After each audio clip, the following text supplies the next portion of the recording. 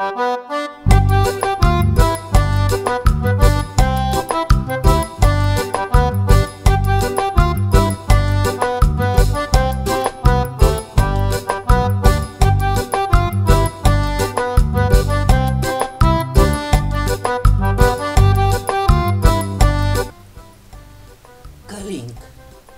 Приказка от Георги Райчев.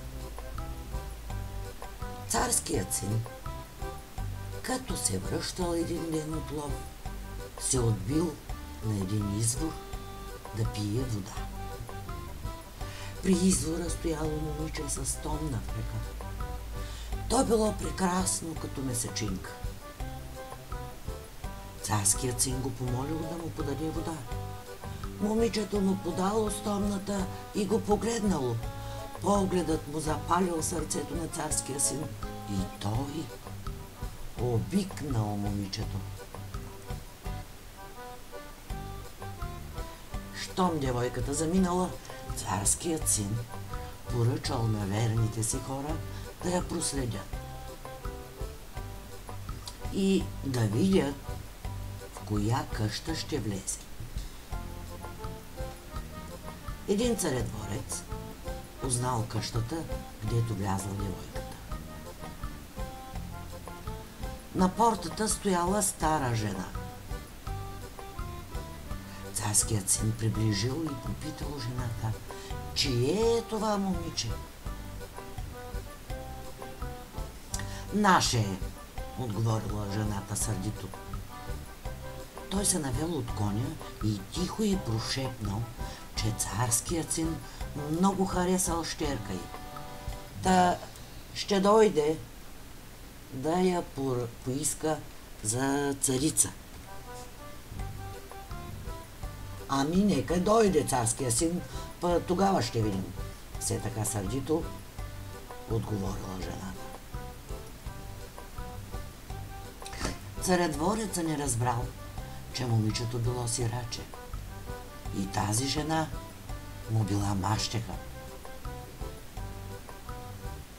Жената си имала друго свое момиче и него си обичала тя, а сирачето мразела, защото било по-добро и по-хубаво от нейната дъщеря. Тя клеветяла за вареничето всякак пред баща му. Той вярвал, карал му се, а то горкото търпяло и мълчало. А сега, като чула злата жена, че царския син го харесал, още повече го намразила.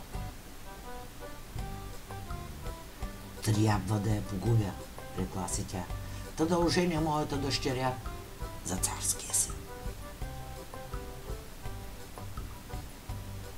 И скроила хитрина как да погуби бедното момиче. Вечерта мъжът се върнал от нивата. Жена му го посрещнала още по-сърдита. Не искам вече дъщеря ти, викнала му тя още от портата. Лоша е, мързелива и сраме вече къщата. Отведи я в гората, вълци и мечки да я изядат. На бащата много му дожаляло за детето, но се боял от злата си жена и не посмял да я отвърне. Хайде, рекал и Чедо, да те водя олелените на гости. Вървели, вървели, стигнали до една гъста гора. Бащата рекал: стой тука, дъще, почакай ме, аз сега ще дойда. И оставил момичето самичко в гората.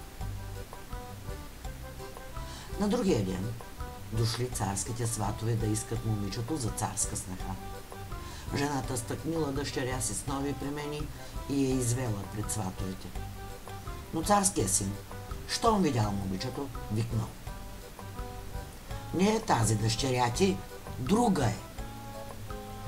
Тази е, царю честити, тази, отговорила престорено жената. Нямаме, друга дъщеря. Доведете бащата, заповядал царският син. Довели бащата. Къде скри другата си дъщеря? Попитал го момъкът. Казва истината, или ще заповядам да ти отсекат главата. Човекът паднал на колене и разказал всичко, както си било. Не дочакал царският син да се доизкаже човекът, обърнал коня и препуснал към гората. Ала на онова място нямало никого. Спрял там царския син и се питал. Дали е жива още? Къде да я търся в тая гъста гора?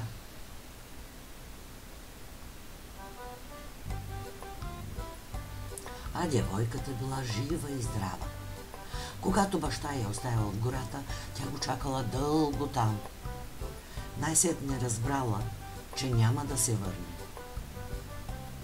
Тръгнала из гората сама да си търси път, да излезе. Но колкото вървяла, гората ставала все по-гъста.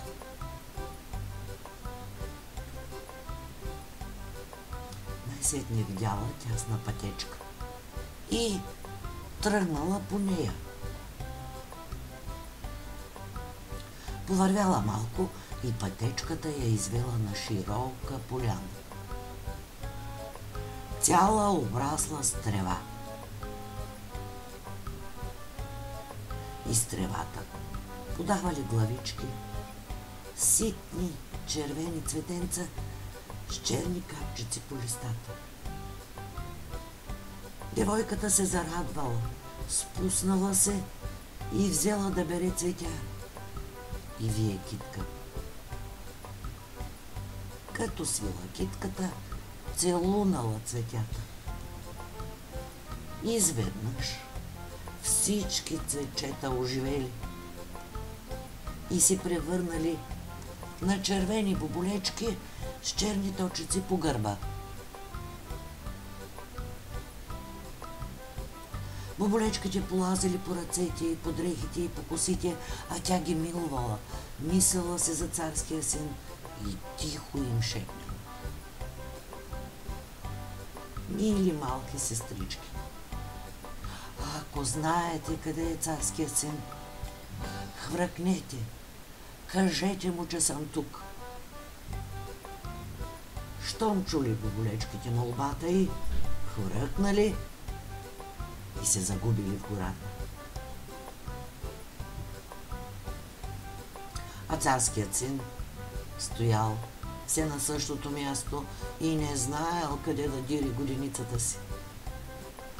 Докато мислял така, цял рояк боболечки налетели върху лицето му и се посипали по ръцете му. Царският син много се зачудил.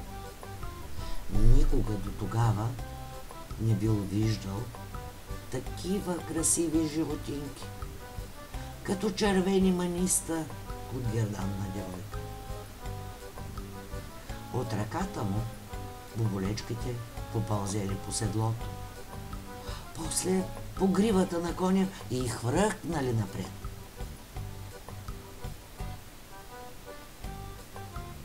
Почудил се още повече царският син, пуснал юздата и конят сам тръгнал подир боболечките.